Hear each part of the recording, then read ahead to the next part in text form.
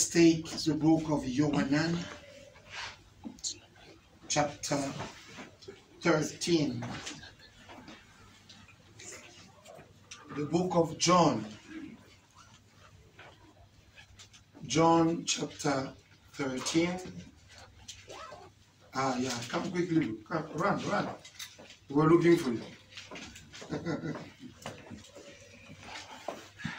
We're in need of someone to help us. Do you have a Bible in Swahili? No. Oh, you have it in the system? Yes. Okay. I hope the system is not going to fail you. Okay. We spent, by the way, a very nice week. I think that I was with Brother Alex. I will ask him to come briefly and give a testimony of it after the reading. Elohim has been wonderful as we came to serve him the whole week in town here. Bwana amekuwa mwaminifu tunapokuja kumtumikia wiki mzima hapa jijini. Okay. Chapter 13 from verse 1. John. Jesus knew on the evening of Passover day that it would be his last night on earth before returning to his Father. Basi kabla ya sikukuu ya Pasaka, Yesu hali akijua ya kuwa saa yake imefika atakayotoka katika ulimwengu kwenda kwa Baba. During supper, the devil had already suggested to Judas Iscariot, Simon's son, that this was the night to carry out his plan to betray Jesus Christ. Hata wakati wa chakula cha jioni, na Ibilisi amekwisha kumtia Yuda, mwana wa Simoni Iskarioti, moyo wa kumsaliti. Jesus knew that the Father had given him everything and that he had come from God and would return to God, and how he loved his disciple.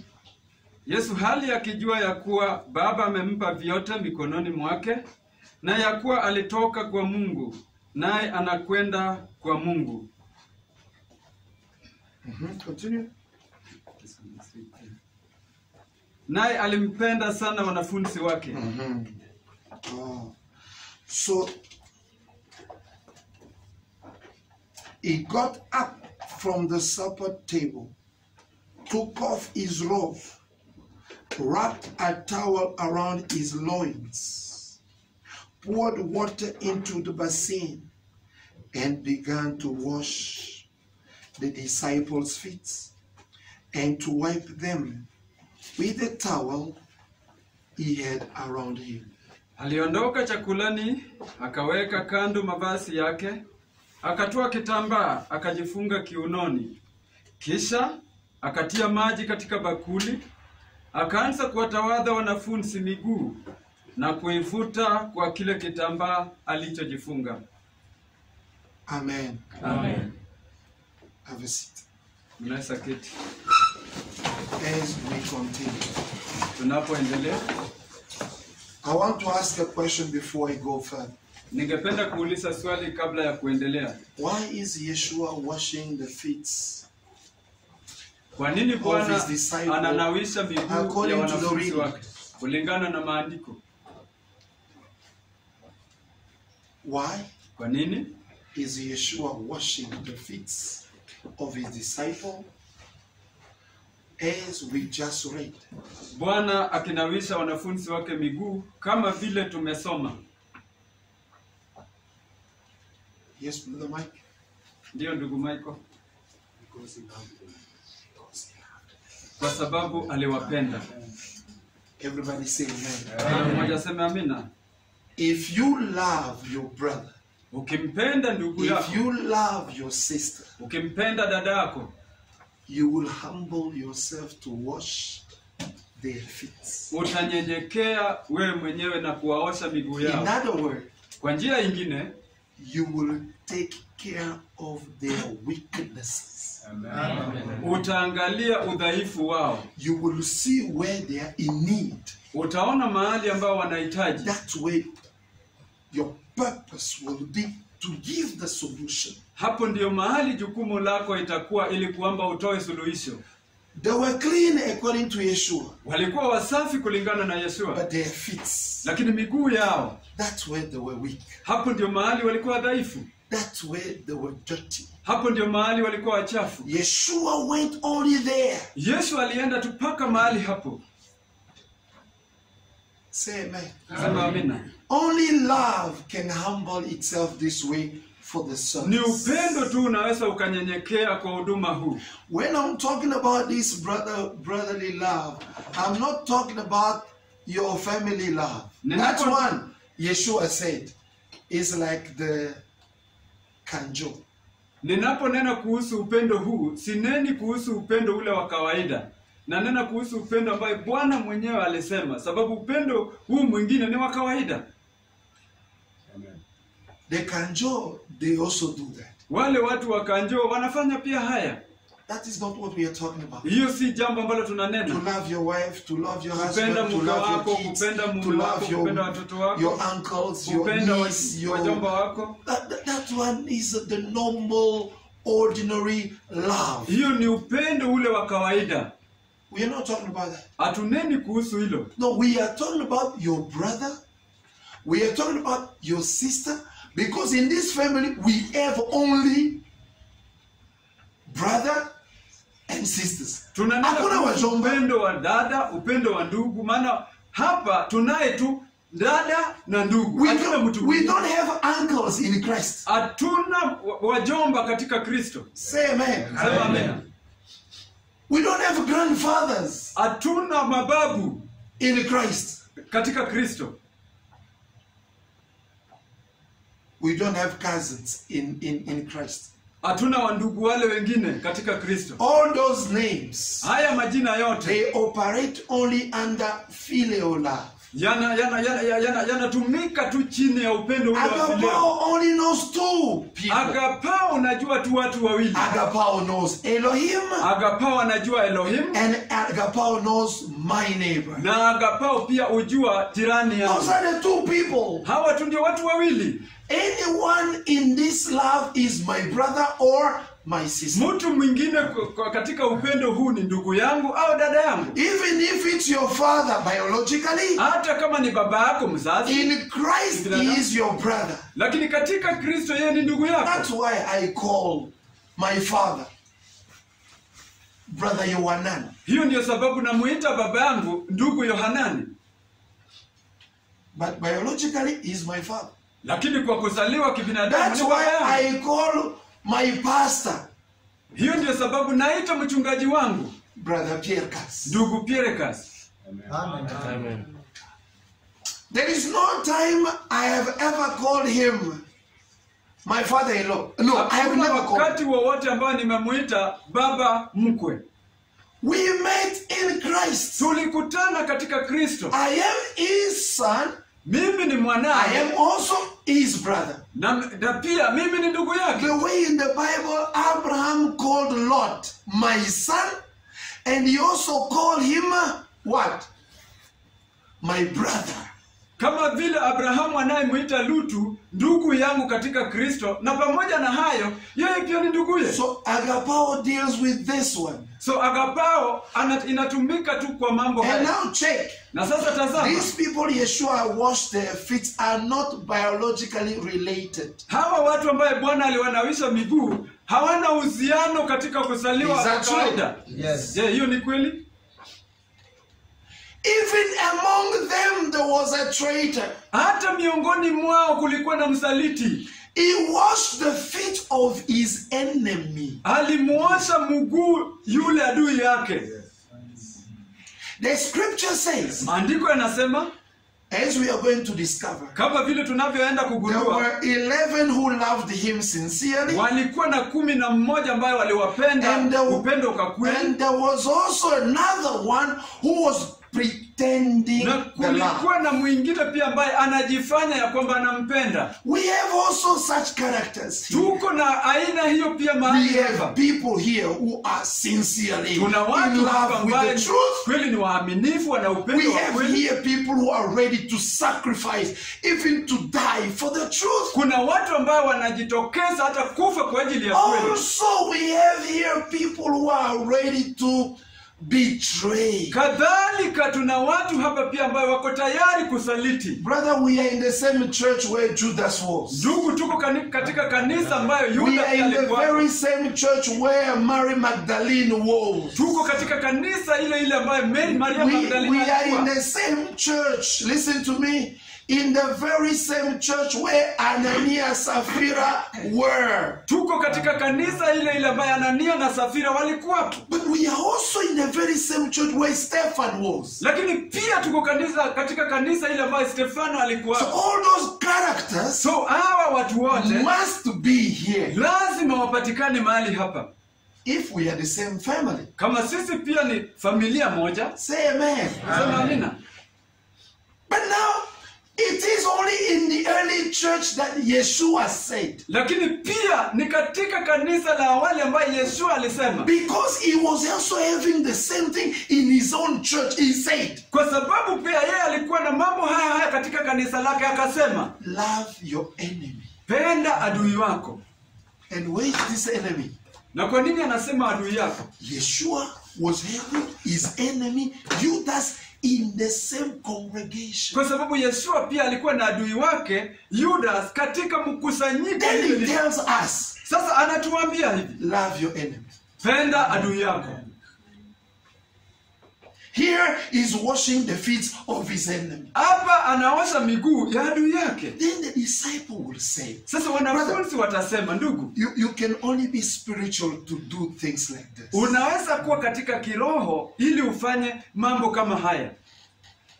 Your enemy, you know him, you see, you already know everything he's going to do Adui yako before he has done unajua, it. unamuona, unajua mambo yote ambayo anaenda kufanya kabla hajayafanya. Still, Lakini pamoja na You go. hayo, unaenda and say, Judas, unamwambia Judas, remove your shoes. toa viatu vyako. I want to wash your feet. Nataka kuosha miguu. Your enemy Adui yako also removes the yeye shoes. pia anatoa kiatu. Put his leg there in front of you. Anaweka miguu yake mbele yako. And you wash it the way you are washing John. Na unamuosha kama vile unavyomuosha The way you are Yohana. washing Peter. Those who love you sincerely. Vile vile unavyomuosha Peter ambaye anakupenda upendo wa Then kweli. look what happens. Sasa tazama kilichotokea.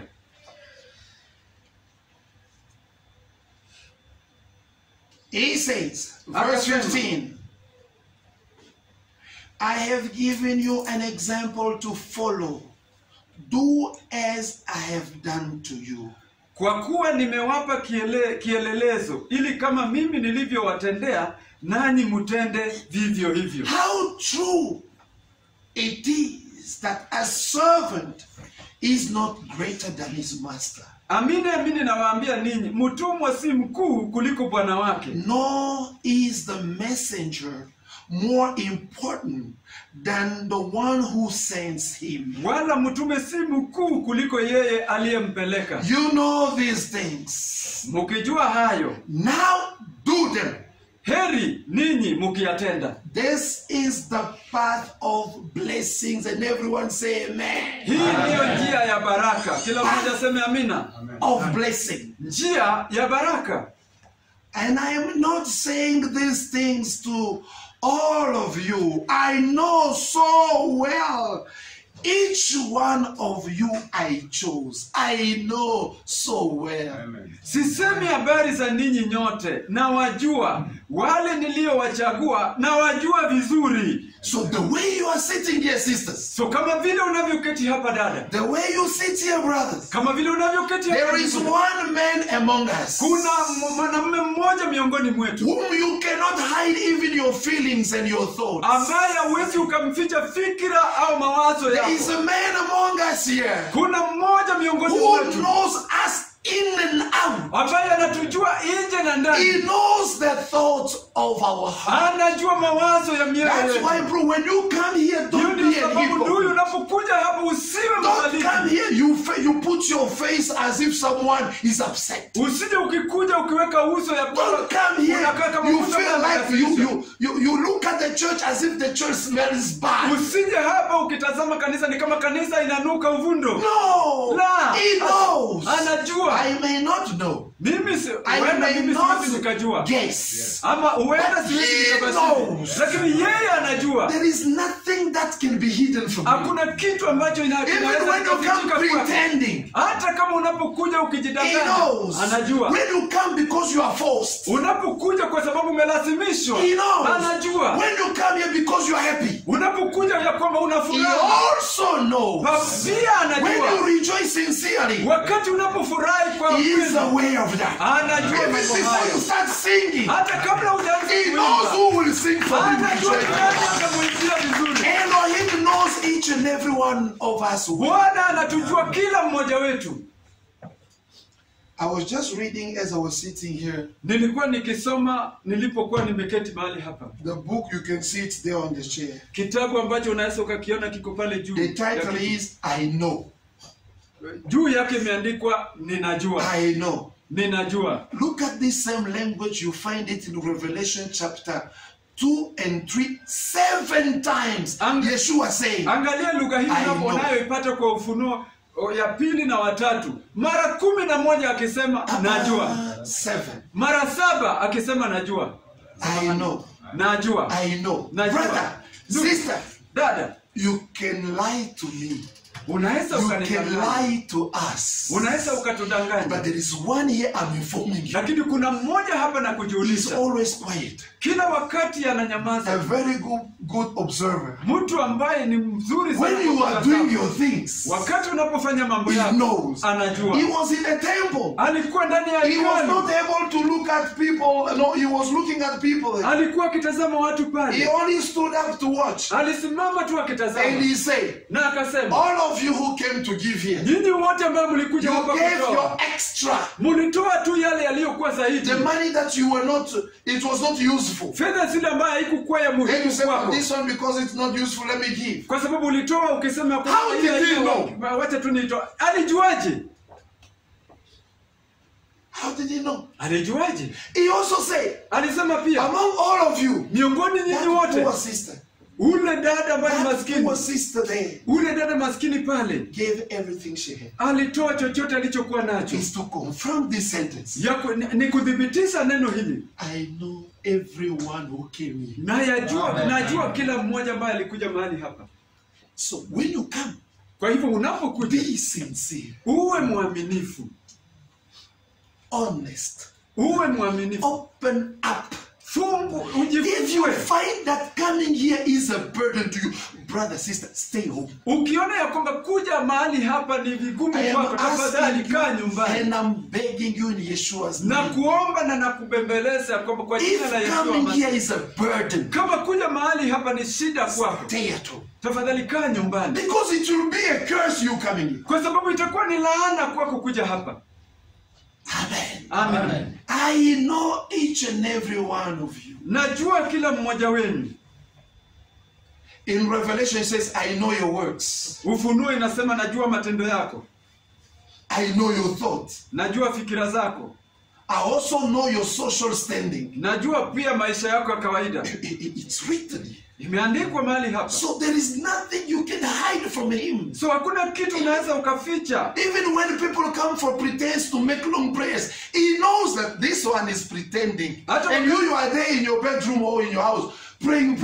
He's looking at this one is a pretender. Hata wakati mtu anapokuja hapa na maombi marefu, wewe ukijifungia kwa nyumba yako ukiomba, anajua huyu anajifanya. He also knows when you are sincere. Anajua pia wakati unapokuwa mwaminifu. Amen. Amina. He continues. Anaendelea.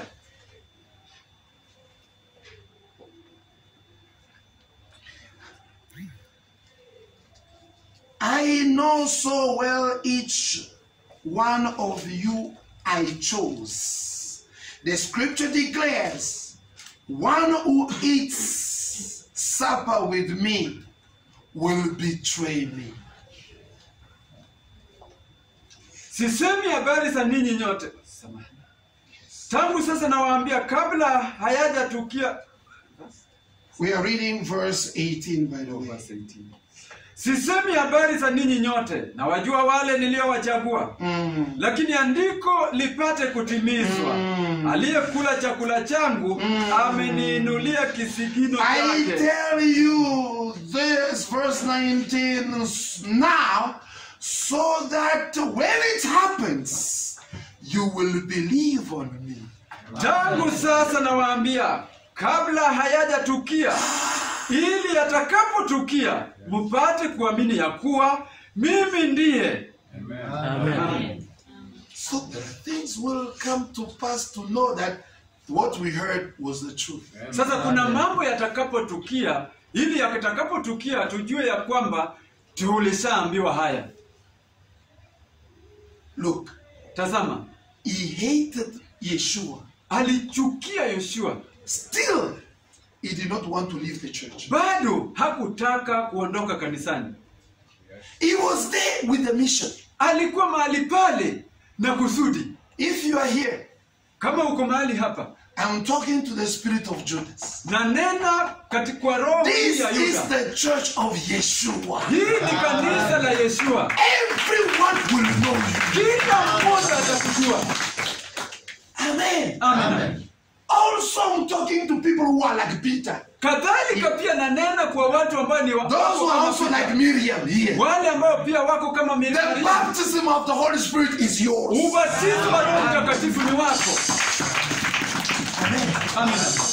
We will not change our teachings because of you. Hatutabadilisha mafundisho yetu kwa sababu yako. You know, it will hurt you the more we preach and speak. Itakuwa ikikuumiza vile vile tutakapokuwa tukiendelea If kuhubiri. you are Judas, Kama wewe ni Yuda, the spirit of Judas roho ile ya Yuda is always motivated with money. kila wakati inachangamshiwa na mambo ya fedha. Brother, we want you to be there. Ndugu, tunataka uwe mahali pale, But now you have your envelope. No. lakini uko na If I bahasha say your yako. account, we deposit the money. Sasa unakuja Then tunaweka you pesa. check your phone. Unaangalia simu No, yako, no, no, no. $250,000. unaona 250,000. That is the baptism Sasa hiyo ndio of the ubatizo Spirit. ya Roho. The moment you see, you become motivated Mara like tu never unapoona hiyo before. pesa Money. unachangamka kwa sababu ya pesa. To betray the humble truth. Ili kwamba usaliti ukweli ambao ni umenyenyekea. You see Judas there. Unaona Yuda pale. No, don't worry. That business is very simple. Sasa usijali, ile biashara ni rahisi. I know. I've been with them. Najua nimekuwa pamoja I know nao. the pastor. I know the Najua brother. mchungaji, I know. najua. Even when they come there, they say shalom. Hata wakati wanapokuja wanasema shalom, najua. But did you put the money? Lakini uliweka pesa. The money. No, we are going to put the money. I'm just Tunaenda waiting. kuweka pesa na ngoja What? tu. It goes again. But now you, Anaita sasa but you say now. You Sasa know, unaona. no. We are guaranteeing you the money. Tumekuhakikishia pesa tutaweka.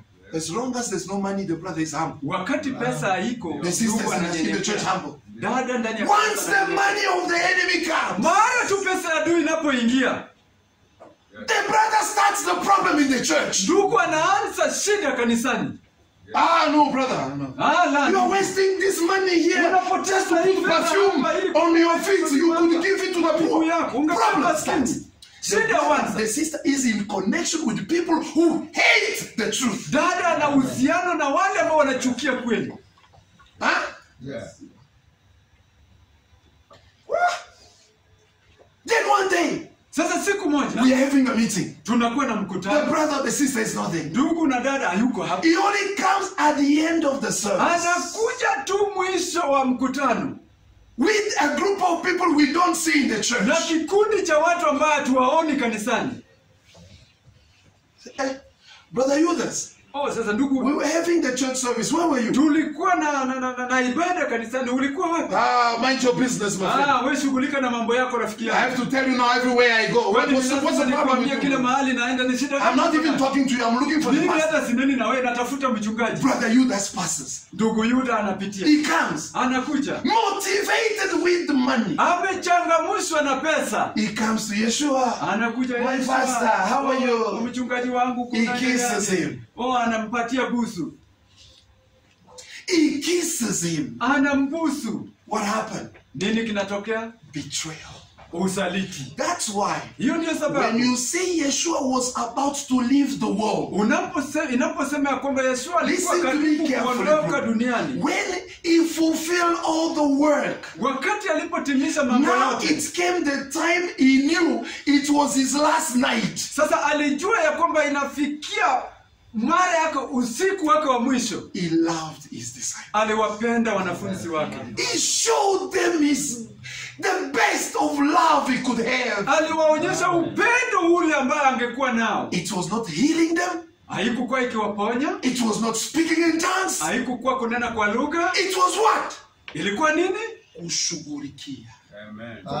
Huduma.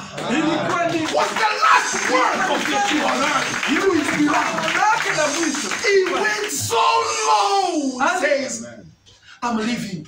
But before I go, alisema anaondoka, allow lakini me kabla ya mimi to kuondoka, deal with your weaknesses. munikubali nishughulikie udhaifu wenu. He went to watch.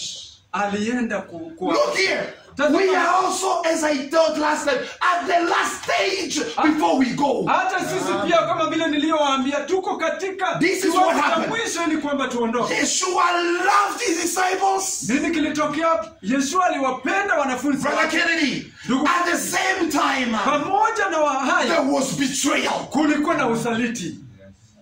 Those two things, Mambo haya mawili plus money, pamoja na fedha will influence the period prior to the rapture of Yeshua. itasababisha mwisho wa Kristo kuondoka. Is that what you said? Itasababisha Three things. mambo matatu. Yeshua Yeshua will demonstrate the atawaonyesha brotherly love. upendo wa undugu. At the same time, Pamoja na hayo there will be betrayal, kutakuwa na usaliti, hatred.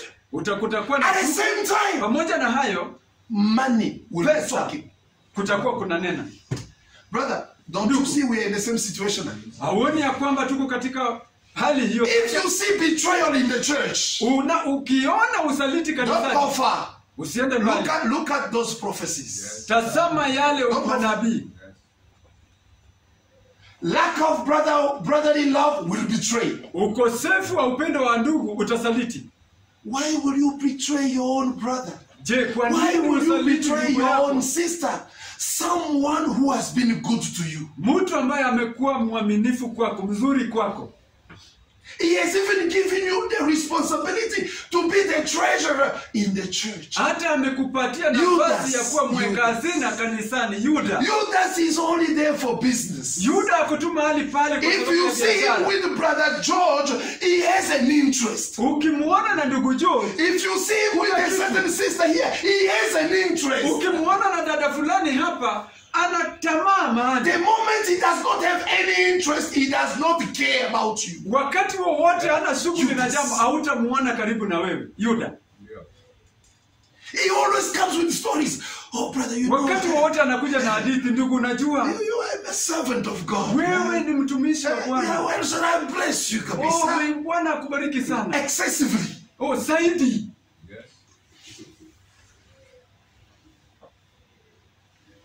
Let's continue. Wacha tuendelee.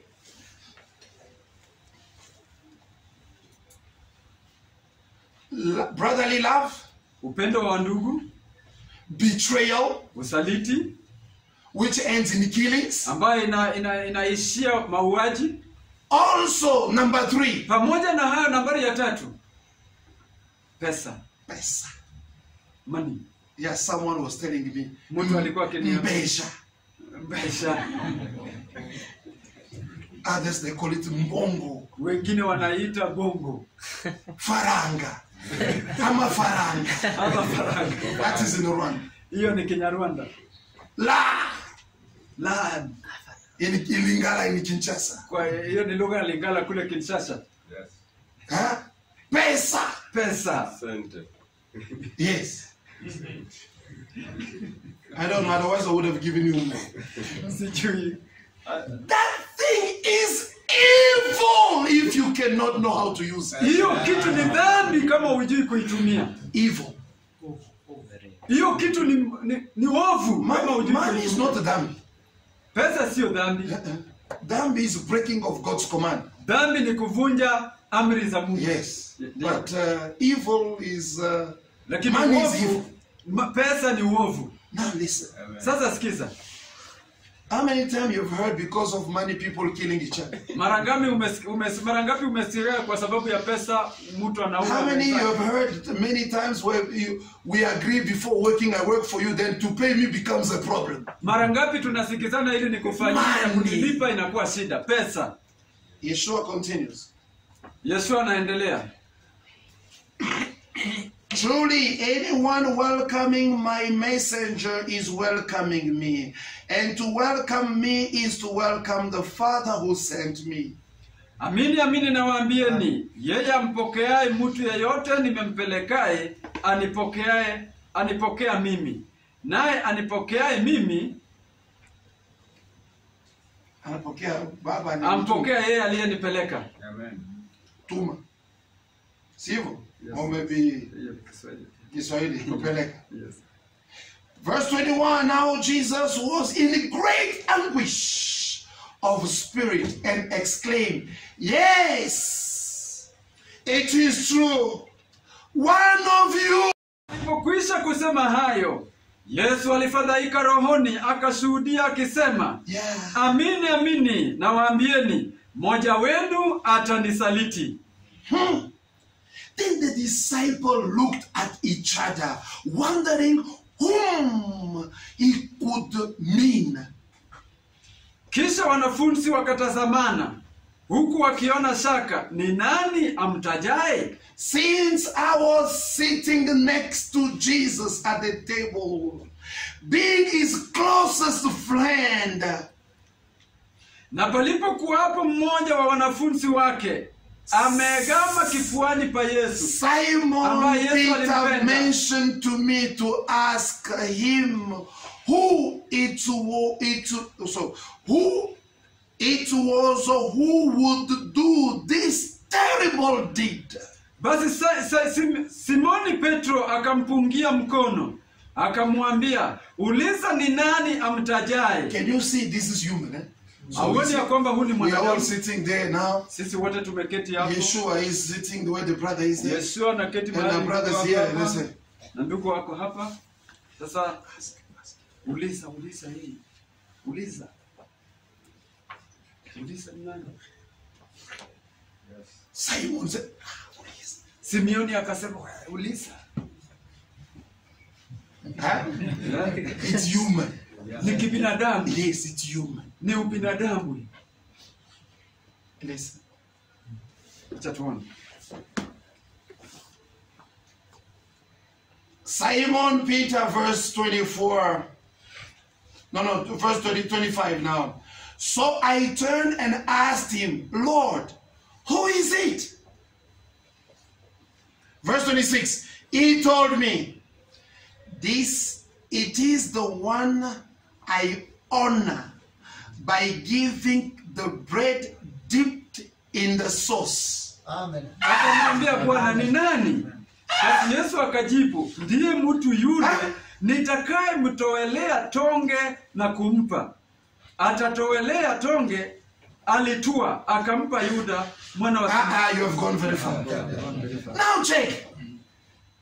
Yeshua Sasa tazama, Yeshua took bread alichukua mkate to serve him. ili kwamba ampatie, In return, ili Judas kwa jibu lake will Yuda. come with pretense of a kiss. Yuda anakuja akijidanganya na busu. Brother, kiss Ndugu. or kissing someone Ndugu, kubusu mtu is for people you love. ni kwa ajili ya watu ambayo unawapenda. It's for people you care for. Ni kwa ajili ya watu ambayo But unawashughulikia. he used that kiss Lakini yeye alitumia busu hili to kill the Messiah, ili kwamba amuue Mesia, to betray the Messiah. kumsaliti That's Mesia. why being pretentious. Hiyo ndio sababu kuwa mdanganyifu, Hypocrite. kujifanya. The Bible says, Biblia inasema no hypocrite hakuna msaliti will inherit the kingdom of God. ataingia katika ufalme wa mbinguni. Yeshua gave him love. Yesu alimpa upendo. Yeshua honored him. Yesu alimpa In heshima. return, Kwa he kumrejeshea betrayed him. alimsaliti. We are talking about brotherly love. Tunanena kuhusu upendo la wandugu. Think of this. Fikiria na jambo hili. I know this man. Najua mtu huyu. Listen to me. This man. Unisikiza, huyu mtu. I know what he's going to do and how he's going to kill me. I know. Najua kile anaenda kufanya na vile anaenda It kuniua. must take me a lot of courage. Lazima inichukue It must ujasiri. take me God Lazima niwe na Mungu to be with you. ili kwamba niwe pamoja na yeye.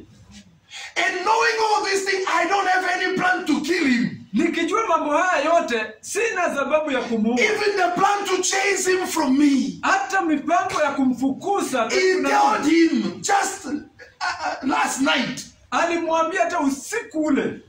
He said, no, after he did this one, he said, Baada ya kufanya haya akasema, Judas, Yuda, it is really with the kiss that you are betraying the Son of Man. ni kwa ajili ya busu hili unasaliti mwana wa Adamu? He said, Akasema, what you have to do, kile unachotaka kufanya do it now. uifanye kwa sasa. Do it quickly. Fanya kwa haraka. Brother, Ndugu, that's what I'm telling you. hiyo ndio sababu Yeshua nakuambia. did not only teach us love your enemy. Yesu He alitufundisha practiced pia kwamba that tupende adui wetu. himself. Yeye pia alifanya yeye mwenyewe. Amen. Brother, it's painful when you know someone is hurting you. You know, and you can see what he or she is doing. You know, you see, you can tell. But still, your master says, love them. Ndugu, ni jambo la uchungu sana ukijua ya kwamba kuna mtu anaenda kukuua, anaenda kukuangamiza, lakini Bwana anasema umpende. Elohim help us. Bwana utusaidie. Brother, I pray that Elohim help us. Ndugu, naomba ya kwamba Elohim Because it's atusaidie. not easy. Kwa sababu si jambo rahisi. Everyone say amen. Mmoja aseme amina. There's a place here, brother. There are places here. Kuna nafasi hapa ndugu. Come. Njoo, njoo, njoo. Feel everywhere. Even someone who wants to sit here at the bottom. Jaza kila mahali. We want to hear. Tunataka tusikie. Yes, brother, stand up. Come. Sit here. Yes. Amen. Amen. Amen. Amina. This is the ultimate test of love. Hii ndio kipimo haswa la upendo. Judas was in the church when Yeshua said, Yuda "Who is alikuwa my brother?" kanisani wakati Yesu alisema, nani ndugu When he yangu? was rebuking the messenger, Wakati alikuwa akikemea he said, mtumishi, Yeshua, akasema, your Yesu, people are outside there, watu wa really waiting for you to go. Yeshua wanakungoja rebuked. uende. He Bwana said, alikemea akasema, who is my brother? ndugu yangu ni nani? Who is my mother? Mama yangu ni He nani? said, Akasema, laying his hand on his disciple, akiweka mkono including wake juu ya Judas. wanafunzi wake pamoja na Yuda, laying his hand on his aliweka disciple. mikono He said, yake juu ya wanafunzi akasema, this hii is my brother. ndio ndugu yangu, This hii is my sister. ndio dada yangu, This hii is my mother. ndio mama yangu. He did not lie because the Bible says we who have believed, we belong to the Jerusalem of above. Hakudanganya kwa kusema sisi ambao tumeamini sisi ni wa Yerusalemu And aliye. the Bible says Na maandiko the yanasema heavenly Jerusalem Jerusalem ya juu is our mother. ni mama yetu. Say amen. Amen. Now check. Lakini tazama, If you read in the scriptures properly, ukisoma katika maandiko, Yeshua used to call Judas Yesu aliendelea kumuita Yuda his own brother. ndugu yake, Spiritual brother.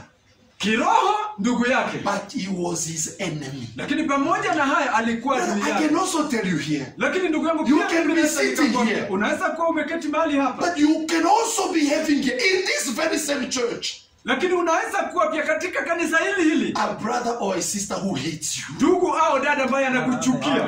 A brother or a sister who shows you, I don't care about you. Ndugu ama dada ambaye anakuambia mimi sikujali. Is that true? Je, hiyo ni kweli? Are we in the same church? Yes. You can also have here someone who sincerely loves you and he can lay down his life for you. You can find him over here. Kadhalika hapa pia unaweza kuwa na mtu ambaye amekupenda hapo tayari kutoa maisha yake kwa ajili yako. Anapatikana pia mahali hapa. Yeshua is about to leave this world and go. Yeshua ako tayari kuacha ulimwengu huna kwenda. He was mixed up with three things. Alikuwa amechanganyikiwa na mambo He matatu. was broken-hearted to see a brother is saved. Oh, sorry. He preached to, he has helped, he has taught the word. He was conspiring to kill him. Alivunjika moyo akiona ndugu ambaye amemhubiria, amemuonyesha kweli, akiwa tayari kumsaliti. Brother Branham says, Ndugu Branham Jesus anasema, did not die because of the nails that he was having on the cross. Yesu hakukufa kwa sababu ya misumari aliyokuwa nayo msalabani. Jesus did not die because he was having a crown of thorns. Yesu hakukufa kwa sababu alikuwa na taji ya miba. He died Alikufa because of pain. kwa sababu ya The machungu. people he loved Watu ambao aliwapenda betrayed him. walimsaliti. That's what finished Yeshua. Hiyo ndio kitu ambacho kilimaliza Yeshua. I teach women should not be preaching. Women are still preaching. Nafundisha wanawake wasihubiri, bado wanaendelea I kuhubiri. show them that a woman must not put on things that belong to men. They still put Na them. waonyesha kwamba wadada wafai kuvaa mavazi ya pasayo, I wanaume have bado taught wanaweka. them how to live. They have rejected me. Nimewafundisha namna ya kuishi, wamenikataa. Oh, Capernaum, Oh, Capernaum. Kapernaumu. If you had known the time the Lord has come to visit Kama you, ungejua wakati ambayo you Bwana could anakuja not be kukutembelea, behaving this way anymore. haungekuwa ukifanya mambo haya tena. He says, but now, Lakini that sasa day has akasema, passed over you. siku hiyo imepita You juu did yako. not acknowledge the time I visited. Au kutambua wakati nilipokutembelea. Every time you reject the word of Wakati God, wowote ulipokana neno every la time you Mungu. misbehave even in private, Wakati wowote ulifanya matendo every mabaya time you have neno. got bad thoughts in your heart about a brother or a sister, Wakati ulipokuwa na mawazo na fikra mabaya. every time you wish wrong to your brother, to your sister, Wakati wowote ulitaka mabaya kwa nduguyo au za you dadako. are betraying Yeshua Ulikuwa ukimsaliti Yeshua for the second time. kwa mara ya pili. Every time a husband does not know how to show love to his wife, Wakati wowote Bwana ajui kuonyesha every upendo. time a sister who's married does not know how to submit totally to her husband, Wakati wowote mke ambaye ameoleka ajui kujisalimisha. every kwa time mumewe. children don't obey the parent, Wakati wowote watoto waheshimu wazazi every wao. time parents irritates their children, Wakati wowote wazazi wanachukisha watoto wao. you betray Yeshua. Unasaliti Yeshua. Every time you watch pornography, Wakati wowote unapotazama, every time you masturbate, wakati wowote you betray Yeshua. unamsaliti Bwana. That's what kills Hiyo Yeshua. ndio kitu ambacho kilimuua Kristo. She is behaving. He is behaving as if I did not teach her. Anafanya mambo ambayo yanaonyesha kana kwamba sikumfundisha. That's what kills. Hiyo ndio jambo ambalo liliua. And the scripture says, Na maandiko yanasema anyone who kills Yeshua for the second time, mtu yeyote ambaye anamuua he Yeshua kwa can mara ya no pili longer be forgiven. hawezi akasamehewa mara It nyingine. becomes impossible Inakuwa vigumu for him to have life. yeye kuwa na uzima. Do you love your brother? Je, unampenda ndugu? Do you love your sister? Je, unapenda dada? If you love, Kama unapenda, you will forgive. utamsamehe. Despite how many times they've hurted you. Haijalishi mara ngapi As wamekuchukiza. I was teaching on Friday, Kama vile nilivyokuwa people who are nikifundisha living with Ijumaa. bitterness in their heart. Watu ambao wanaishi na Because machungu my moyoni mwao. father did this to me. Kwa sababu My mama yangu mother did this to alinifanyia me. haya. Kwa sababu mama I yangu was alinifanyia haya. rejected. I was this one. Nilikataliwa. Yeshua says, Bwana anasema love upendo covers ufunika, a multitudes inafunika of sin. wingi wa dhambi. He did it, yes. Alifanya? Ndio. He treated you unfairly? Yes. Je, alikufanyia mabaya? Ndiyo. Did he wrong you? Yes. Je, alikutendea kosa? Ndiyo. Phileo says, Fileo inasema, a tooth for a tooth, jino kwa jino, a life for a life. maisha kwa maisha. Agapao says, Agapao inasema, forgive. umsamehe. Agapao says, forgive. Agapao inasema, samehe. Even if they don't say sorry to you, Hata kama wasemi sorry kwako, let love go. wacha upendo uende. Where hatred is damaged, Mahali chuki let na love repair. wacha upendo urekebishe. Where the justice of man has brought us down and hurting our emotions, the love of God comes to heal. Mahali haki ya wanadamu imetuvunja moyo, imetuumiza, wacha upendo wa Agapao uponye. If only we could be able to see how much Elohim loved us. Kama tungekuwa na uwezo wa kujua kadiri Bwana If only anatupenda. we could be able to realize how protective he has been to us, Kama tunaweza tukafahamu vile anavyotulinda, we could be the protectors of others. tungekuwa walinzi wa wengine. The way you've been done, that's what you will do to others. Kama vile unavyofanyiwa, hivyo ndivyo ungependa ufanyie mwingine. Yeshua continues. Yesu anaendelea. Today I'm going to show you a story and we finish, we go home. Leo naenda kuambia hadithi kisha tumalize. But I want to show you the context before Yeshua left, and you also see our context before we leave. The same structure. Lakini nataka kuwaonyesha kusudi la Bwana kuishi maisha ya mwisho, na pia sisi vile vile tunavyoishi katika nyakati hizi za mwisho. He says, Anasema, we are now reading verse 26. He told me, it is the one I honor by giving the bread dipped in the sauce. basi Yesu akajibu, ndiye mtu yule nitakayemtowelea tonge na kumpa. And when he had dipped it, he gave it to Judas, son of Simon Iscariot. Akatowelea tonge, akalitua, Wait a akampa minute. Yuda, mwana wa Simoni Iskariote. Was Judas a believer?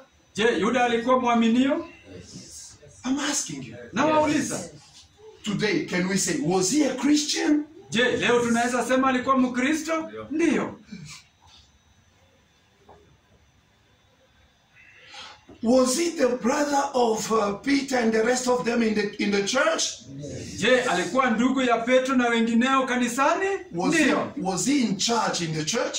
Yes. Je, alikuwa na jukumu kanisani? Ndiyo.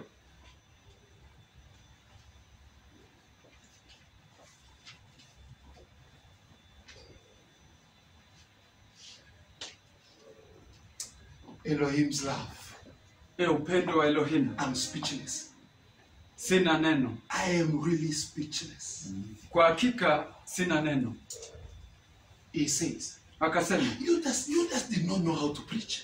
Yuda hakujua kufundisha. Judas did not know the word. Yuda hakujua neno. Yeshua sent him together with others to preach. Yesu alimtuma na wengine And waende wakahubiri. when he came back Lakini alipokuja together with the rest of them, aliporudi na they wengineo, gave a great testimony to Yeshua. walitoa ushuhuda kubwa kwa Yesu. Judas says, Yuda akasema, Yeshua, Yesu, you know what? unajua nini? We went there. Tulienda Even mahali. demons were able to submit. Hata mapepo walitutii. We healed the people. Tuliponya We watu. preached the word of God. Tulihubiri neno la We Bwana. shook the cities. Tulitingisa miji. Yeshua said, Yesu akasema, you are telling the truth. unasema ukweli. Even as you speak here, Hata kama when you were preaching there and healing people, wakati mlikuwa I saw Satan. mkifanya watu, niliona because of your Shetani. ministry, Judas, Kwa sababu and the rest ya of them, Yuda na I wengineo. saw Satan Niliona falling Shetani down. akianguka chini. Be happy. Not Not uwe na because furaha. the demons have been Sio kwa subjected to you. sababu mapepo wanawatii. Be happy. Uwe Not na raha. because you healed people. Sio kwa sababu uliponya watu. Be happy. Uwe na furaha. Because your names Kwa sababu ya majina are written yenu in the book of yameandikwa katika kitabu cha uzima.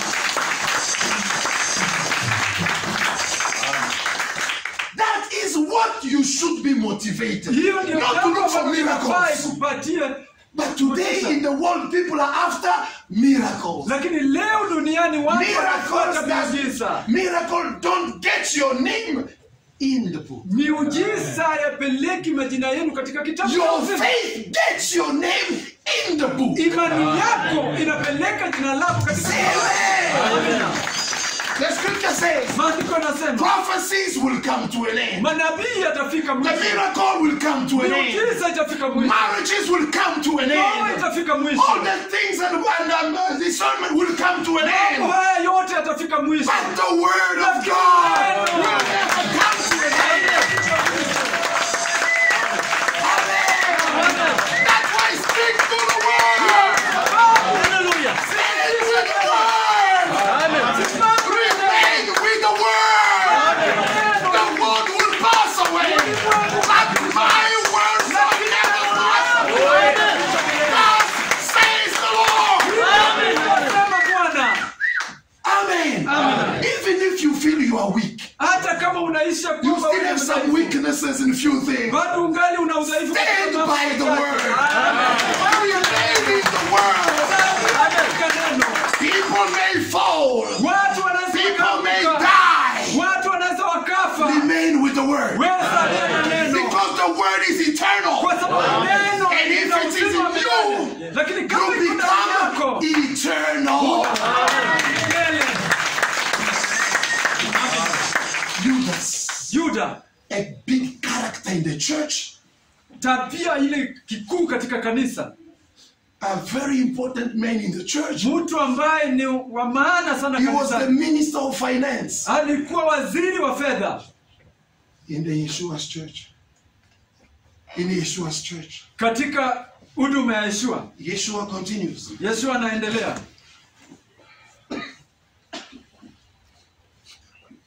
Verse 27, Yeshua speaking to Judas. Mstari wa 27, Yeshua ananenea Yuda. As soon as Judas has eaten it, Na baada ya hilo tonge,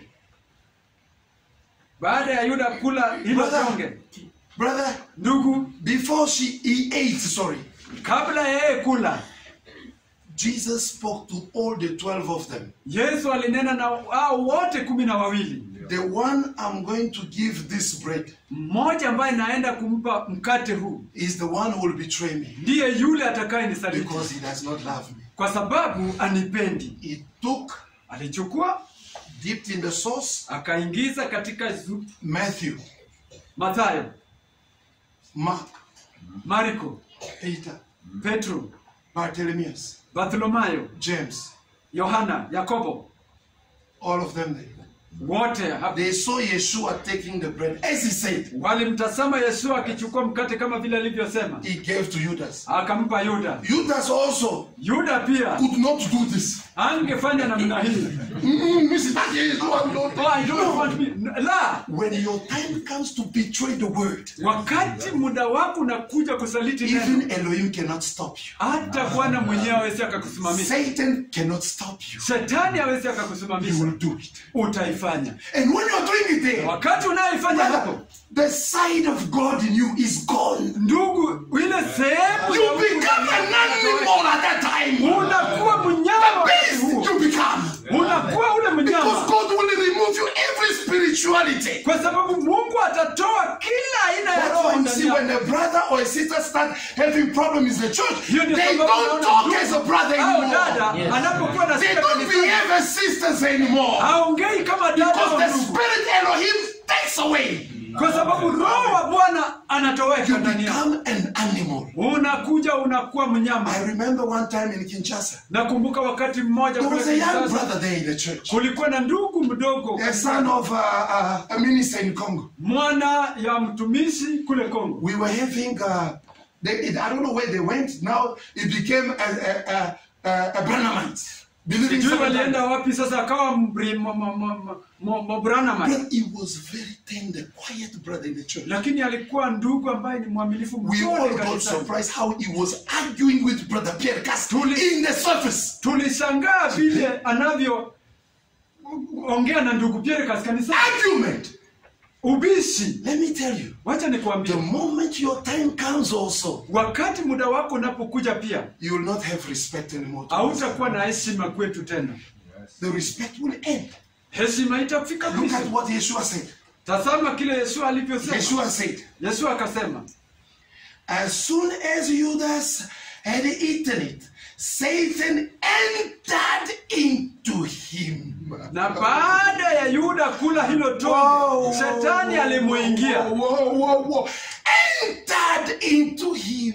Aliingia ndani yake. Kwa Because nini? everything he was doing, Kwa sababu kila kitu he alichokuwa was kikifanya, preparing a way and the house alikuwa for Satan akiandaa to dwell njia ya in, nyumba, so that he can be enabled ili kwamba to wawezeshwe betray his brother. kumsaliti ndugu yake. Huh?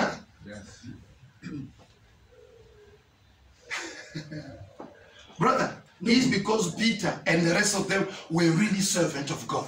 Otherwise, Judas could have influenced everyone. Yeshua remains with the two, Judas, 10 disciples. But because they were sons of God, they resisted. Ni kwa sababu wale wanafunzi walikuwa wanafunzi Yeshua. Kama si hivyo, Yuda angewashawishi wote na kuambia tuondoke. Lakini walikuwa waaminio. The scripture says, Maandiko yanasema, he is the one who seduces the world. yeye ndiye aliyesaliti ulimwengu. Many will come in my name, Wengi watakuja kwa jina langu. and they will seduce. Na watasaliti wengi, They will seduce. watashawishi The scripture wengi. says, Maandiko yanasema, if it were possible, kama ingewezekana, even the elect. hata wateule. But we thank Elohim. We thank Elohim. Because no elect Kwa sababu hakuna mteule shall be deceived. hata danganywa. Amen. Amen. Whether you are in Congo, Hata kama uko you go Kongo, to any other place in Kenya, hata mahali popote, you go to Europe, you go to America, you go Ushago. ukienda A Ushago, believer cannot be seduced. waaminio hawezi kudanganywa.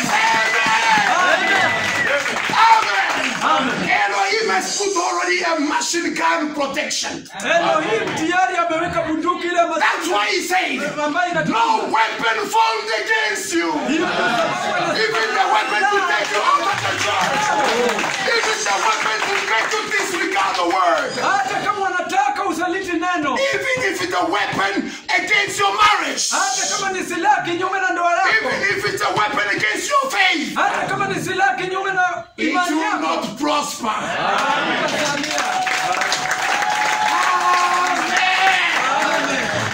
Stand with the word. simama na neno. This character has never left the church. Hii tabia haijawahi hata I'm kanisani. going to study it with you now deeply. As soon as we finish love, I'm going to talk about Tunaenda kuangalia kwa undani ninapoenda kuongea kuhusu why sababu the chief priest, kwa nini kuhani mkuu, the religious leaders, viongozi wa madhehebu like Judas, kama Yuda they hated the Messiah. walichukia Mesia. That is what we are going to teach after we finish this. Hiyo ndio kitu tunaenda kusoma baada ya We are kumaliza going to mafundisho see haya. the spirit of Judas in this end time. Tunaenda kuona ile roho ya Yuda And it katika will be kizazi a hiki cha mwisho, self-examination. na itakuwa ni kujiangalia mtu mwenyewe. Amen. Amen.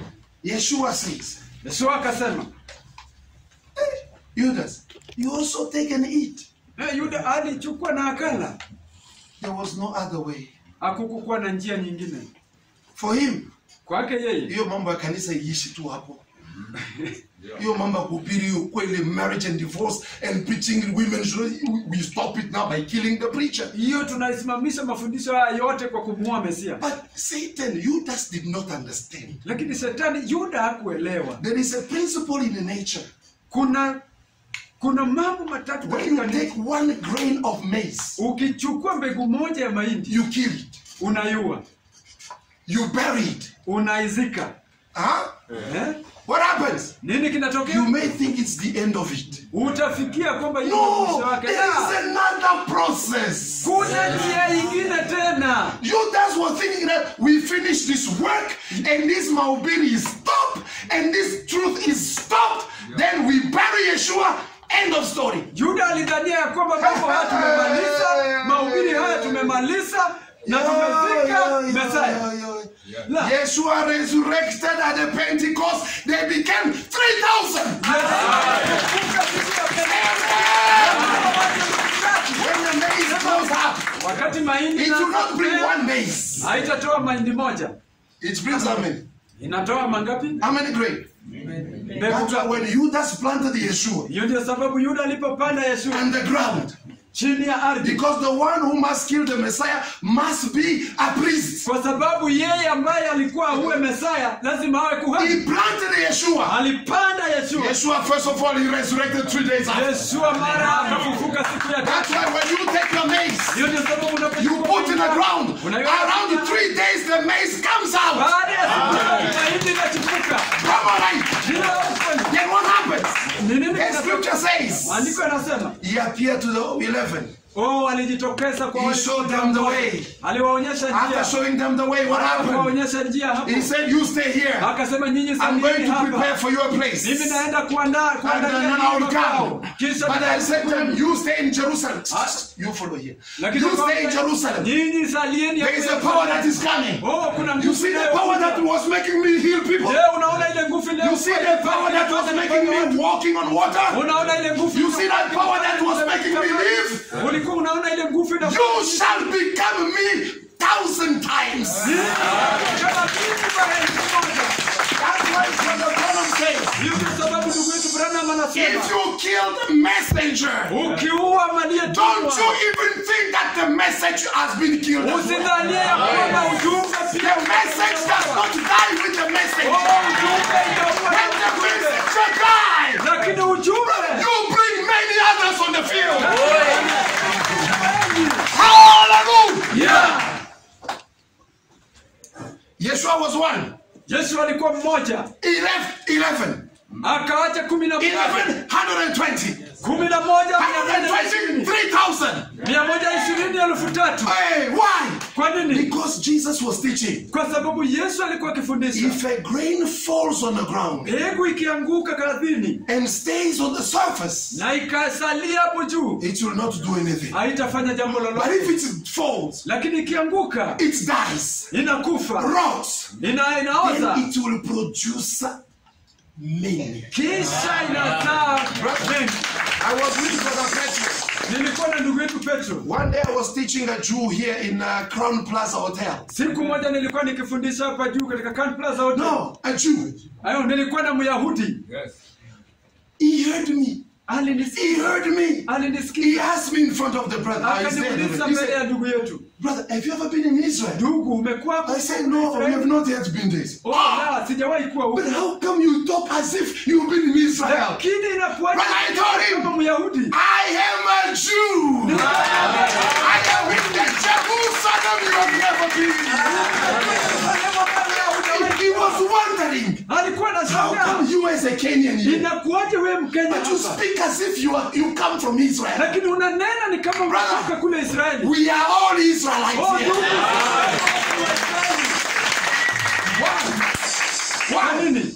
Because the seed that was planted, Kwa sababu ile mbegu iliyopandwa. Yeshua HaMashiach Malach Yehudim, Yeshua Masiya Malak Myahudi. that one, Ule he has produced all of us sons of Abraham. ametuzaa Daughters of Abraham. And all our sisters here na waita have got a mother also. And the mother is not Jezebel. na mama sio Yezebeli. So that they put makeups, Ili kwamba earrings, waweke they vipodozi, put trousers, waweke they walk like people who don't. wanatembea kama watu. No, Sarah was not walking that way. Sara hakuwa akitembea hivyo. Sarah was calling her husband, Sara alikuwa akiita mumeo. my Lord. Hallelujah. Yeah. Yeshua knows. Yeshua anajua. We have Abrahams and Sarahs Tuna here. Abrahamu na Sara hapa. Amen. That's why we believe there their message. Hiyo ndio sababu tunaamini ujumbe wao. And we are ready, as Peter said, Na tuko tayari kama vile to Petro answer to anyone who asks us questions. tujibu kila atakayetuuliza swali. Amen. Amina. Wait a minute. Ngoja kidogo. He continues. Anaendelea. We are now reading verse 28, huh? No. We are going to start from 26. Tunaenda kwanza 26. 27. 27. As soon as Judas had eaten it, Satan entered into him. Na mara Yuda alipokula hilo tonge, shetani akamuingia. Wait a minute. Even the disciples are looking at this thing, they don't understand. Hata wanafunzi walikuwa wakitazama na Turn out to be your enemy. watabadilika wawe maadui zako. Wrong or right? Right. And what did God do? Je, Bwana alifanya nini? He came to Kenya. Alikuja Kenya. He saw everyone. Even the people who own buildings. Hata wale ambao The rich people. wale wao ni He matajiri. only chose you. Aliangalia Look at your former friend, wale marafiki zako wa kale, Satan, shetani, Judas, Yuda, will hate you. watakuchukia. Amen. You have not done anything. Haujafanya kitu Simply chochote because your love has been favored. kwa sababu tu upendo wako umependeza. I feel like speaking in tongues, but I don't know how to start. Unaishi ninene kwa lugha lakini sijui kunena kwa. Continue. Endelea. Then many will stop following me and fall away. Wengi wataka kunifuata na We were following, thinking that he was to love us. Oh, And tulikuwa he's not loving us. Sasa hatupendi, tunaachana na yeye. Those who will reject the Messiah, Wale ambao watakataa Mesaya there will be people who have been following the Messiah. watakuwa ni watu tu ambao walikuwa wakifuata Mesaya. He's a Christian, he's a believer, he sits here. Tomorrow he's not here Kristo ni anymore. mwaminio, anakaa hapa, kesho hatakuwa hapa. Continue. Endelea. And they will betray one another. Watasaliti kila mmoja wao. Say amen. Was Yeshua betrayed? Je, Yesu alisalitiwa? The Bible says, Maandiko yanasema one another here, kila mmoja hapa they will be betrayed. watakuwa wakisalitiana. Look here, I'm also telling you in advance so that when it happens, you will know that I was telling you the truth. Sasa nakuambia mbele ili kwamba itakapotokea ujue ya kwamba nilikuwa nikikwambia kweli. Continue, my brother. Endelea. And hate ndugu yangu. one another. Yes, they will hate one another. Watachukia. What is hatred one Watachukiana another? hao kwa wao. The contrary of love. Je, kuchukiana ni nini? Kinyume ya upendo. And that's why we have to build before we leave brotherly love. Hiyo ndio sababu tunafaa kabla tujaondoka tujenge upendo wa Yeshua ndugu. showed the brotherly love. Yesu alionyesha upendo wa ndugu. Take care of your brother. Akasema Take angalia care ndugu of your yako. sister Uangalie ndugu yako with your strength and resources. na nguvu zako na mali yako. Even one brother who you know or one sister you know, he does not love you, she does not love you. That's the place to show honor. Hata ukijua kuna ndugu au dada ambaye hakupendi, hapo ndio mahali ambapo unafaa uonyeshe upendo. But Yeshua said also be prudent. Lakini Yesu Be wise. anasema uwe na hekima. Sivyo? Ndio. Don't just be careful also. Pia usifanye hivi, uwe pia na hekima. Am I talking? Je, naongea? Am I talking? Yes. Je, naongea? Don't just open. Okay, anyway, continue. And many lying prophets will arise, Na manabii wa uongo watatokea, deceiving multitudes wakidanganya wengi, and leading them away from the path of truth. wakiwaongoza nje ya njia ya This kweli. is what Judas was trying to do, but he failed. Hii ndio jambo Yuda alikuwa akifanya, lakini But in our time, he will succeed. lakini katika kizazi Continue. chetu There atafaulu. will be such an increase of sin Kutakuwa na ongezeko la dhambi and lawlessness, na kutotii, that those who hearts once burned with passion of God and others will grow cold. Say amen. Amen. Do you see here he's talking about the believers? Unaona hapa ananena kuhusu Do waamini. you see here he's talking about the people in the church? Unaona hapa ananena Their love will go upendo wao utapoa. because you are not hot kwa sababu wewe si moto nor cold. wala baridi, Because you have become lukewarm, kwa sababu umekuwa vuguvugu, I mimi will vomit you. nitakutema. It means you have been in me.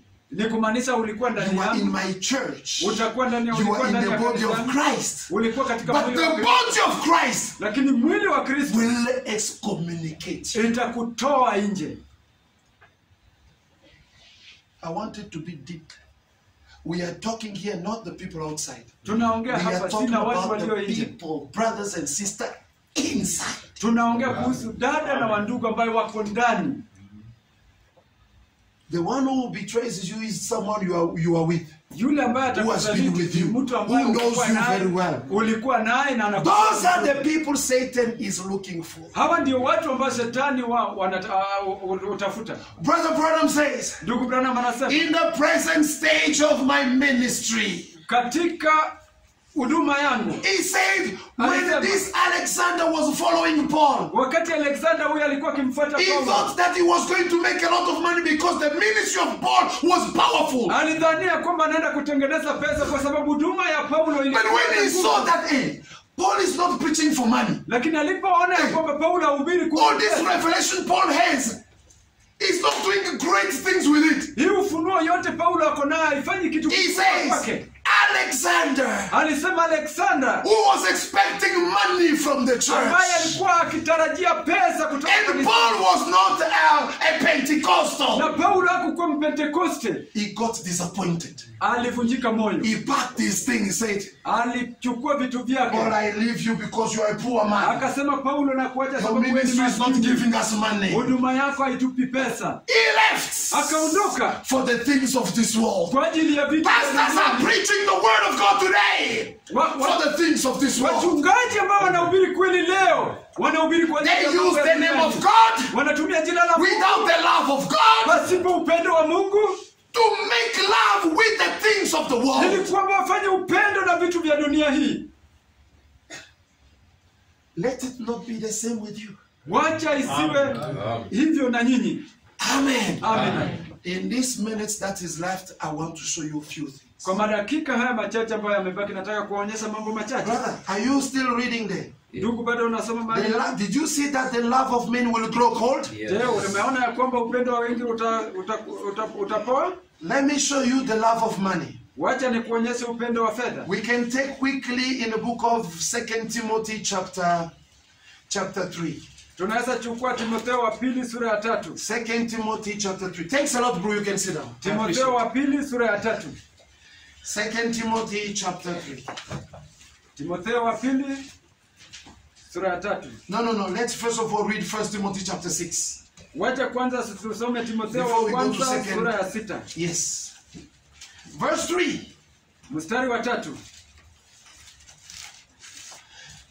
Some may deny these things, but they are the sound, wholesome teaching of the Lord Yeshua HaMashiach, and are the foundation for a good life.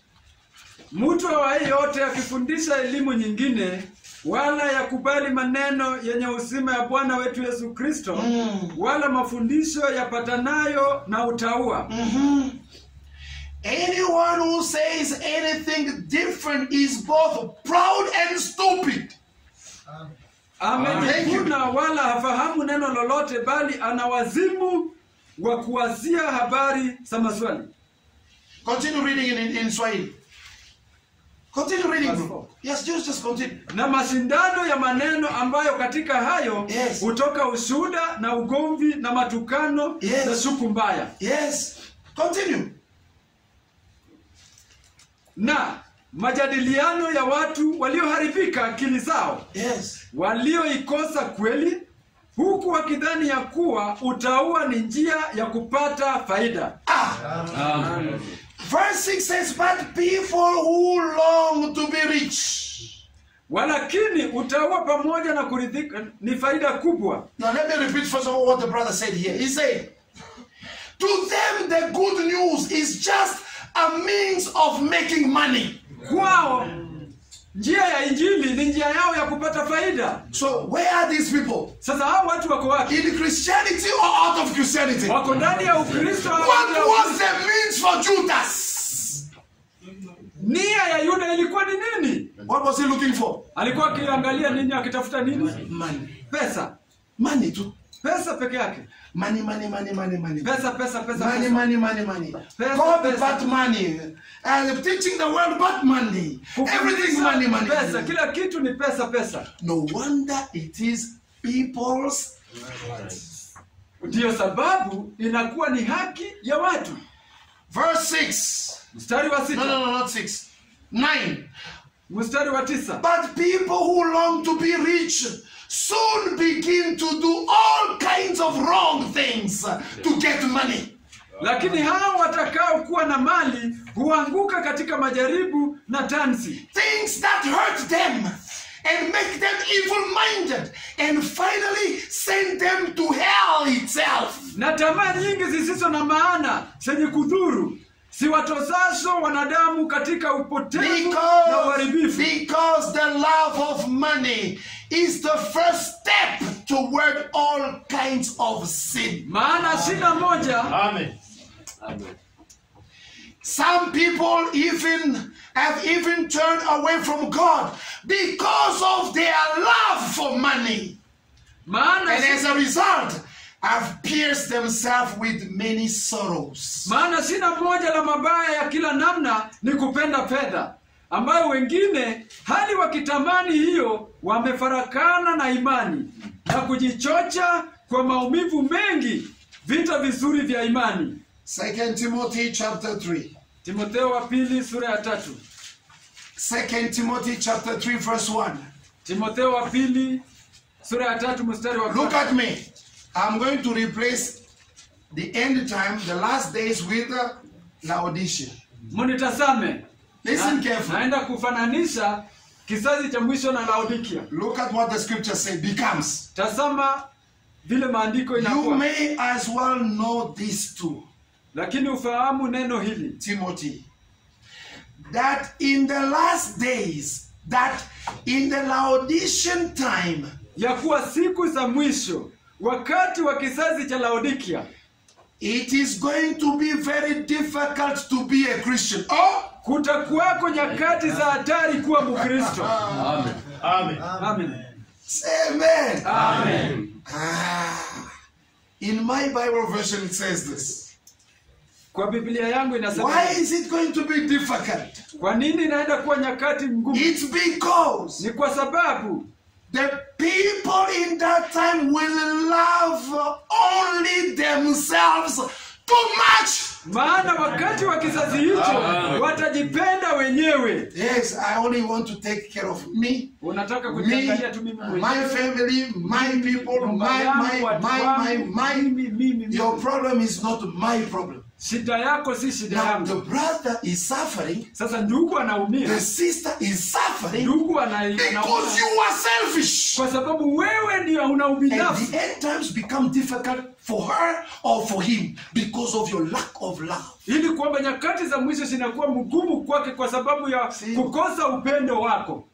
A brother is suffering here, Ndugu anateseka a hapa. sister is suffering here Dada anateseka hapa. because the one who was to help Kwa sababu yule angefaa msaidie does not have the brotherly love. hana upendo wa undugu. Brother Paul, sawa? Ndugu Paulo, ni kweli? What are you checking? Je, unatazama nini? Focus here. Is that true? Yes. That's number one. Hiyo ni nambari ya Number two, ya pili. they will only love their money. Watakuwa tu wanapenda fedha zao. Huh? As a result, brothers, sisters are suffering. Matokeo ya haya ni dada au ndugu kuumia na kuteseka. It continues. Anaendelea.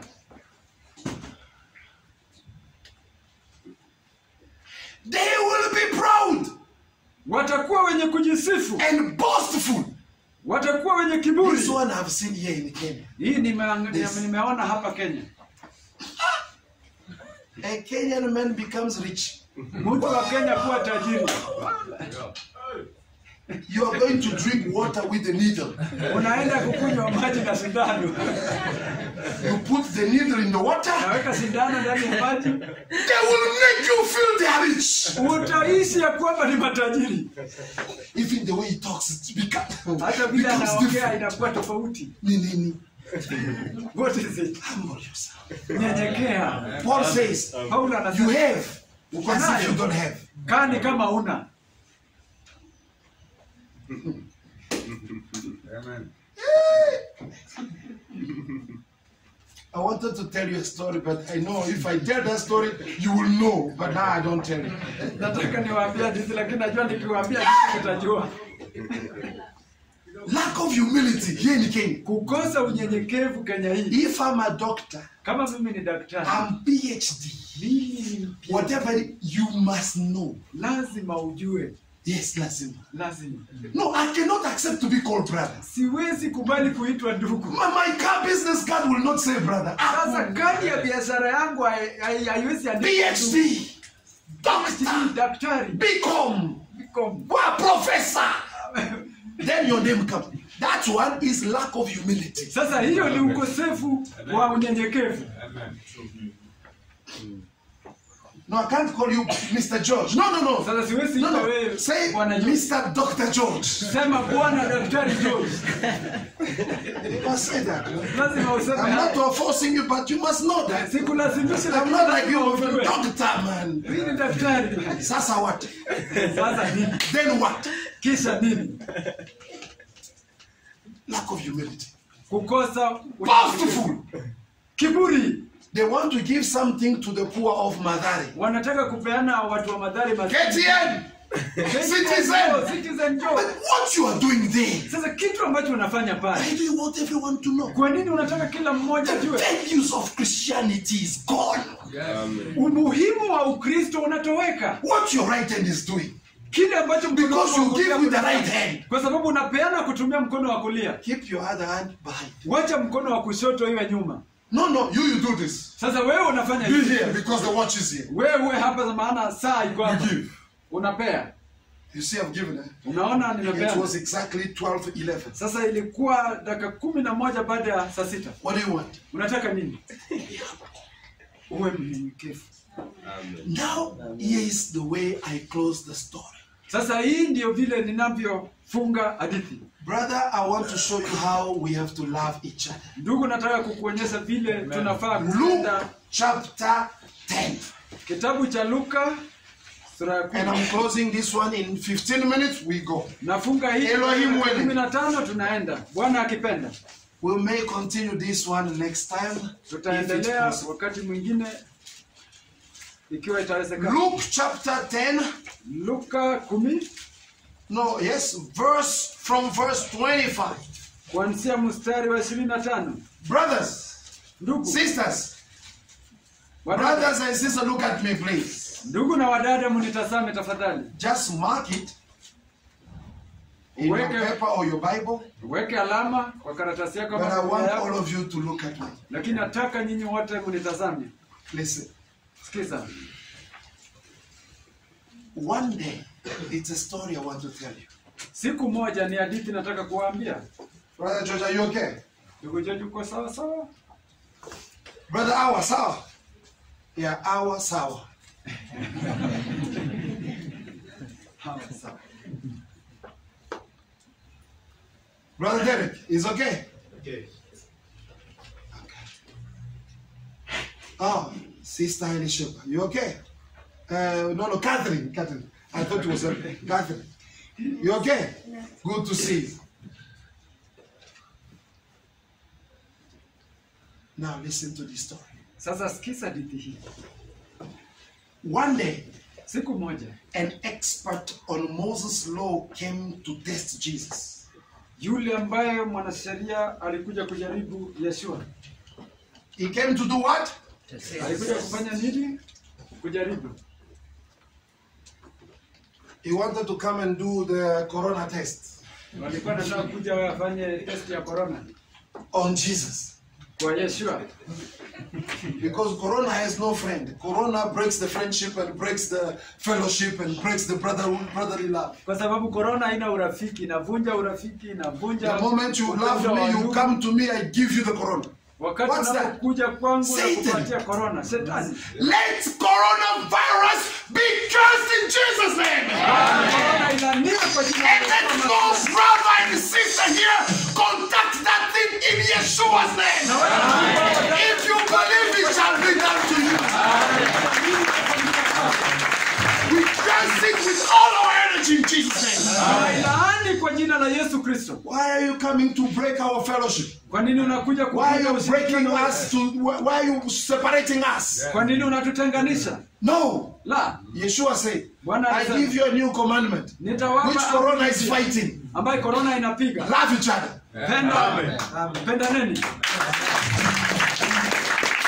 Corona will not change the law of God. Corona itabadilisha amri za Mungu And we are not afraid. na hatuogopi. COVID-19 will not intimidate us. Corona-19 We itatutisha. will obey the command of the government. Tutaishi We will stay at home. We will observe the lockdown. We will observe this. But the word of the Lord remains the same. Yes, when people will be crying, we will be singing. Wakati watu watakuwa kilia, sisi tutakuwa If the tukiimba. sickness touches us, yourself at home, kneel down, chase it, brother. It will go. Wakati Mungu anakuja, piga magoti, omba, tunaenda. You feel like, Unaishi. say, brother, this is the remedy. Sasa ndugu, hiyo ndio uponyaji. The Bible also says you must isolate. Biblia pia When you inasema contact lazima also this ujitenge. corona, you must isolate. Am I correct? Yes, ukipata Is that what they corona, say? pia ujitenge. When you see happening, Ukisikia ikitokea, isolate. jitenge. Yeshua says this. Yesu alisema hivi, Go into your room. nenda kwa chumba chako Alone. peke yako, Close the door. funga mlango, Isolate yourself inside. jitenge hapo ndani. Kneel down. Say, Heavenly Father, Sema Baba, I was not created to have COVID-19. Kuumbwa ili niwe na COVID-19. I don't even hear the joy of us. The shout.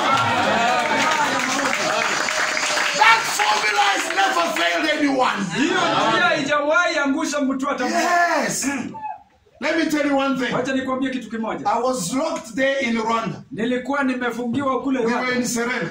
Tulikuwa Serena. Serena Hotel. Hotel All ya of us Serena. there until we were like, Sisi wote mpaka tulikuwa now we were locked there. Then Sasa we started tulifungiwa hapo. going to Google to know Sasa corona is unaingia what. Google, corona It was ni new. nini? Ilikuwa Yeah. kitu kipya. Now CNN. Sasa CNN. CNN inatuua kabisa.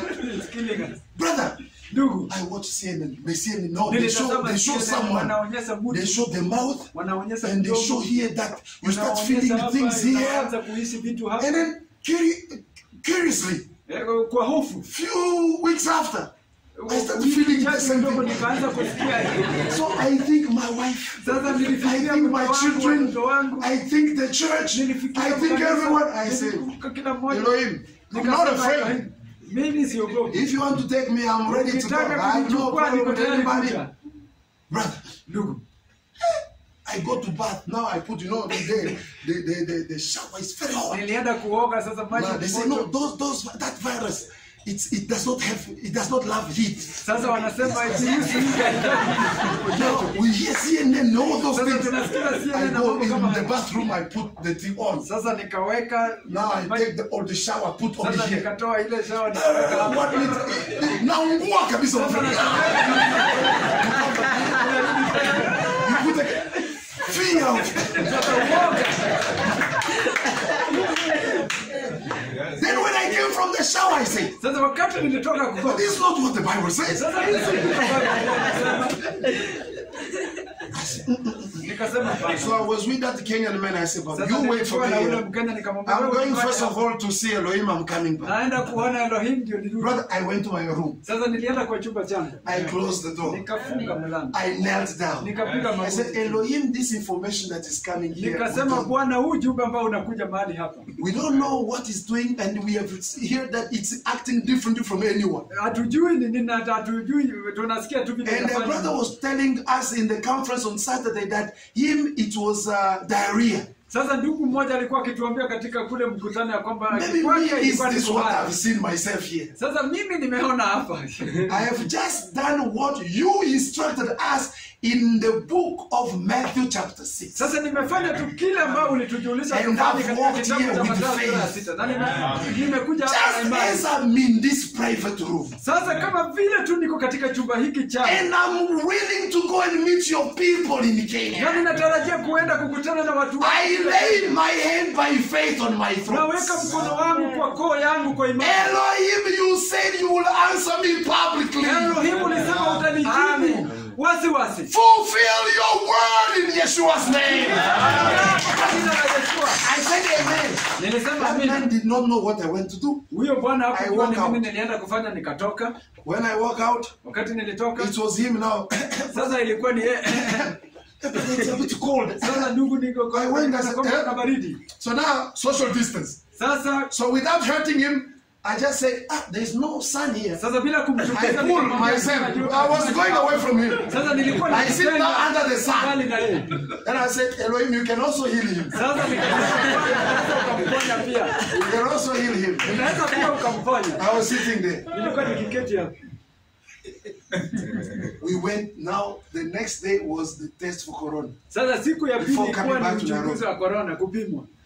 I was only very confident but fearing. Sasa nilikuwa na ujasiri lakini pamoja na haya Even if hofu. it went, but Hata kama ilienda you lakini see the human doubt there. sasa unaona hofu ya kibinadamu. I took water, warm water. Sasa nikachukua maji ambayo ni I've already called my wife. Now I'm going to the test now. sasa nikaita mkangu nikamwambia sasa naenda Everyone there, kupimwa Johan sasa. and Peter, they were praying for me. Sasa kila mmoja wote And I was walikuwa there wananiambia. fearing. Mimi niko huku I went ninaoga. by faith. Nikaenda kwa imani. Now we went there. Sasa tukaenda pale. Now I saw the way the people come. Sasa nikiona vile watu They wanakuja. open your mouth, they Wanafungua the mdomo test. yako wanaweka They put into a red liquid. wanaweka kwa maji They ya put ambayo in the ni nose, nyekundu, they put the same wanaingiza kwa liquid. mapua, wanaweka kwa hiyo maji. So I thought, Sasa so if nikafikiria. I drink warm water and they test immediately, Sasa nikikunywa maji moto na wapishi so na those things will be already gone. sasa hizo vitu zitakuwa zinaenda. So I was having water, warm water Sasa there, nilikuwa na maji wangu drinking. nikikunywa. So now when I see there's still a line, I Sasa wait. nilipokuwa nikiona bado When I get close, then I drink again. So hoping, nikitarajia hoping that the moment I reach there, it will be cleared already. sasa nikidhania dakika ile nitafika pale itakuwa tayari imetoweka. Brother, just in front of us, Sasa mbele those who had tested previously, who sasa were wale actually walipimwa there, siku ya we saw the ambulance coming.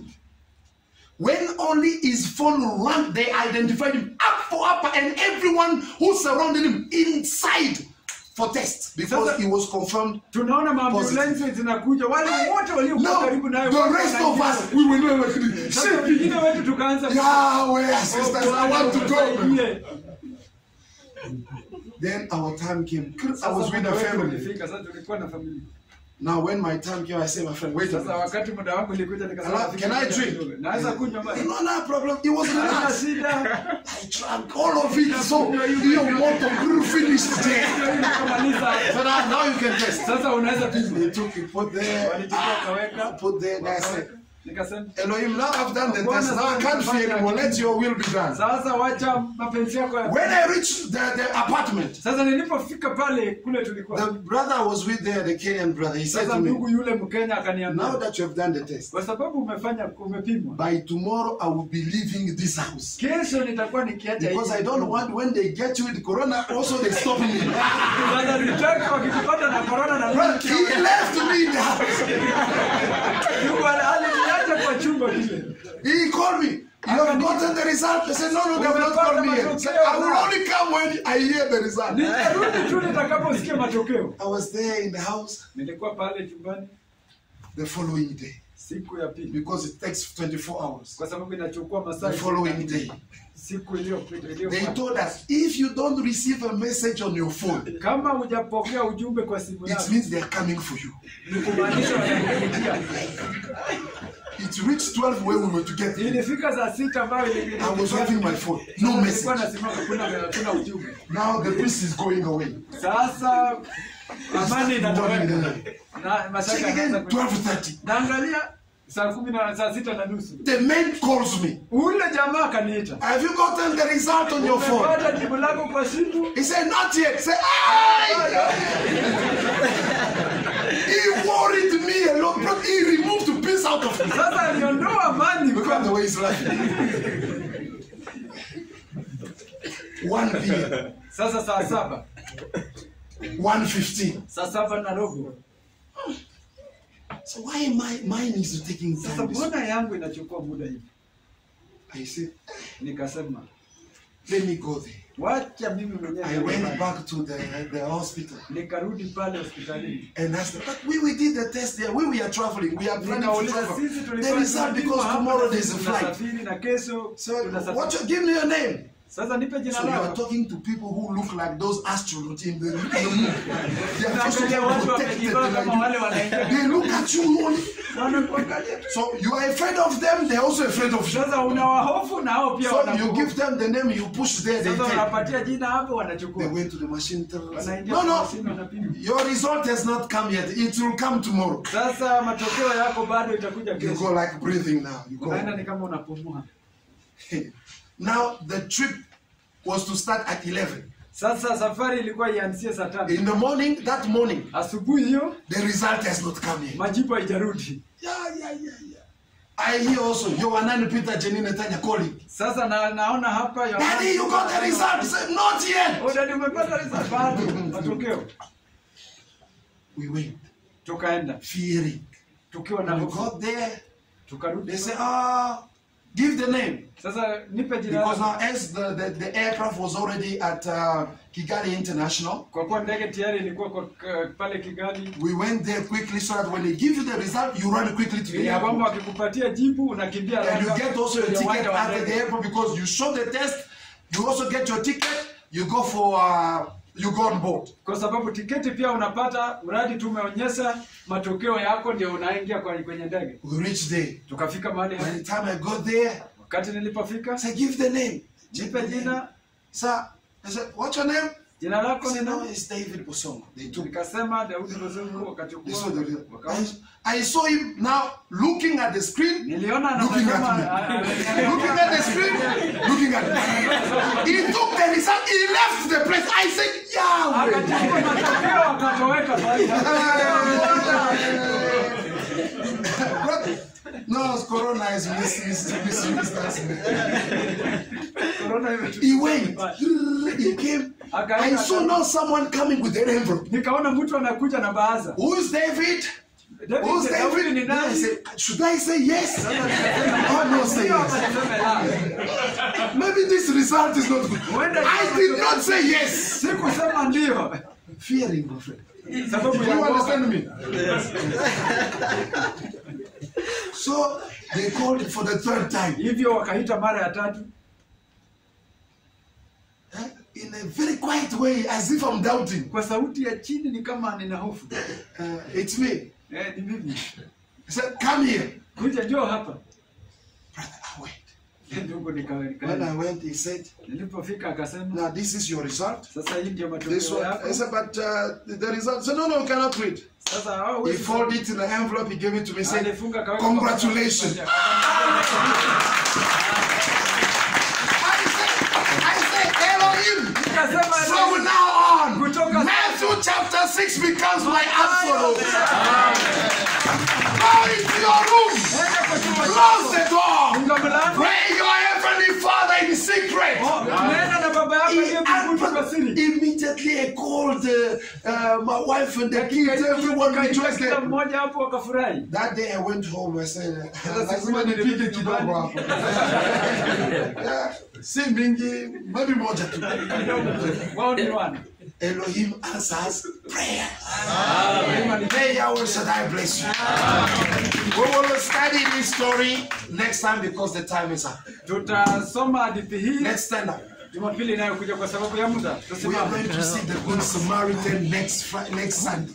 Tunaenda kuona Msamaria mwema Jumapili ujao. Love your brother the way Yeshua loved you. Pende ndugu yako kama vile Yesu alivyokupenda. Let your brother, your sister be more important than you. Wacha ndugu yako, dada yako hawa muhimu kukuliko Consider the interest of your brother or yako wewe and mwenyewe. that is called brotherly love. Na hiyo inaitwa upendo ya undugu.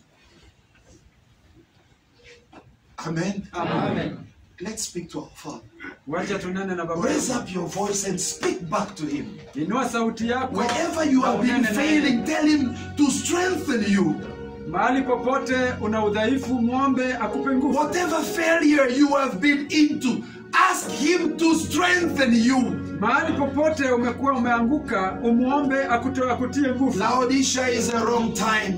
Laodikia ni wakati It's mbaya. a time where money is used for betrayal. Ni wakati fedha inatumika kwa kusaliti. This is the time, like Yeshua, money was used to pay a brother, Judas, to betray Hii ni Yeshua. wakati Bwana alisema ni wakati ambao Yuda alipewa pesa ili In our time also, they will use money or favors to bring a brother or a sister here to become a betrayer,